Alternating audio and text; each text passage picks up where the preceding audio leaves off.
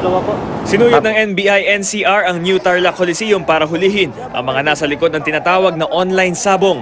Legal naman ang sabong na ginagawa sa Coliseum. Yun nga lang, kinukuhanan nito at live na napapanood sa ibang lugar sa pamamagitan ng internet para pagpustahan. Ang tayaan nagsisimula mula 200 piso hanggang libo-libong piso. Bagamat legal daw ang sabong sa Pilipinas, ipinagbabawal daw sa anti-cybercrime law ang pagkakitaan ito online, lalo't walang mga permit ang mga website na ito. Ang madalas na modus ng ganito mga online sabong website ayon sa NBI, biglaan daw nagsasara ang mga website na ito kapag malalaking halaga na ang na-deposit ng mga nagsusugal rito. Magpapalit lang daw sila ng pangalan para magpatuloy sa panloloko.